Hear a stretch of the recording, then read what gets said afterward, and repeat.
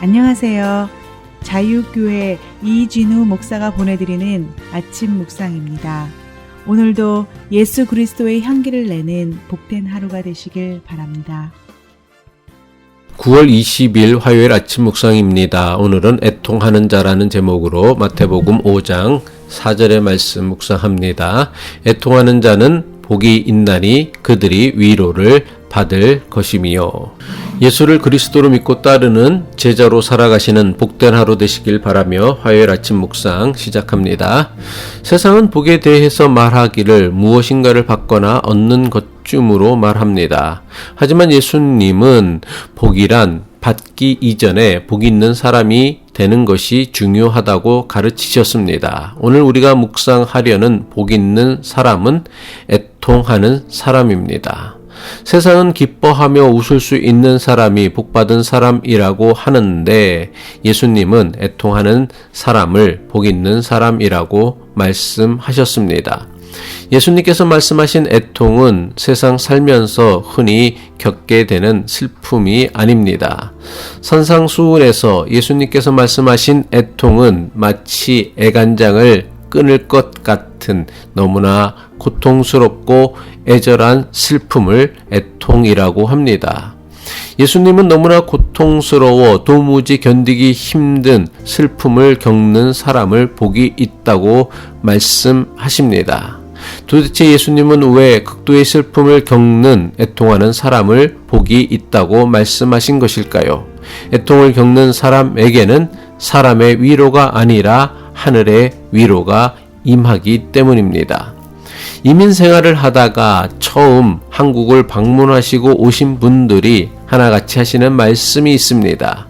옛날에는 그렇게 맛있게 먹었던 음식을 한국에 가서 다시 먹어보니 도무지 옛날 먹었던 그 맛이 나지 않는다고 하십니다. 도대체 왜 옛날 맛이 안 날까요? 옛날보다 시설도 도구도 재료도 훨씬 나아졌는데 왜 옛날 그 맛이 나지 않는 것일까요? 물론 여러 가지 이유가 있겠지만 가장 결정적이며 중요한 이유는 더 이상 옛날처럼 배고프지 않기 때문입니다. 매일 부족함 없이 먹을 수 있으니 그 옛날 배고플 때 가난할 때 먹었던 음식이 옛날 맛이 나지 않는 것은 너무나 당연한 일입니다.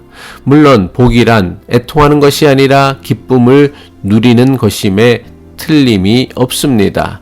하지만 배고픔을 아는 사람만이 배부름이 무엇인지를 알 수 있는 것처럼 슬픔을 아는 사람만이 기쁨이 무엇인지 알 수 있고 누릴 수 있습니다.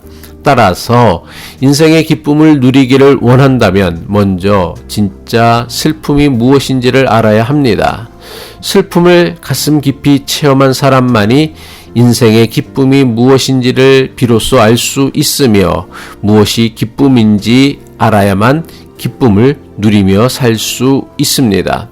마태복음 8복 말씀에 평행 구절인 누가복음에서는 애통하는 자가 누리는 복에 대해 다음과 같이 기록하고 있습니다. 누가복음 6장 21절이죠.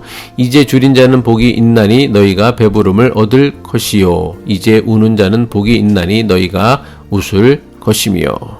사람의 몸에는 세 가지 액체가 있습니다. 땀과 피, 그리고 눈물입니다. 땀은 인생의 수고와 노력의 결과를 나타내는 액체입니다. 피는 사람의 생명을 지켜주는 액체입니다. 그리고 눈물은 사람의 감정을 나타내는 액체입니다. 눈물은 사람의 슬픔을 나타내기도 하지만 동시에 기쁨을 드러내는 수단이기도 합니다.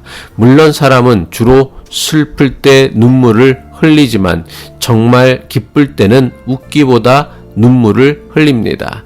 인간의 감정을 나타내는 눈물이 슬플 때만 나오는 것이 아니라 정말 기쁠 때도 나온다는 사실에는 매우 중요한 인생의 원리가 숨겨져 있습니다. 그것은 바로 슬픔과 기쁨은 동전의 양면과도 같다는 것입니다. 슬픔과 기쁨은 전혀 다른 감정이나 느낌이 아니라 서로 통하는 감정이며 느낌입니다. 예수님께서는 왜 애통하는 사람이 복이 있다고 말씀하셨을까요?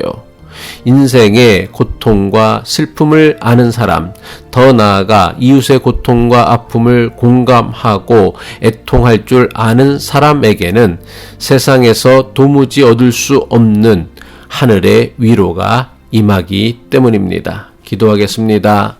슬픔 가운데서도 좌절하지 않고, 질병 가운데서도 낙심하지 않고, 실패 가운데서도 절망하지 않고 하나님의 도우심을 기다릴 줄 아는 믿음을 주옵소서. 그래서 인생을 살면서 견뎌야 했던 아픔과 슬픔을 통해 누군가의 아픔과 슬픔을 위로할 줄 아는 사람이 되게 하옵소서. 예수 그리스도의 이름으로 기도합니다.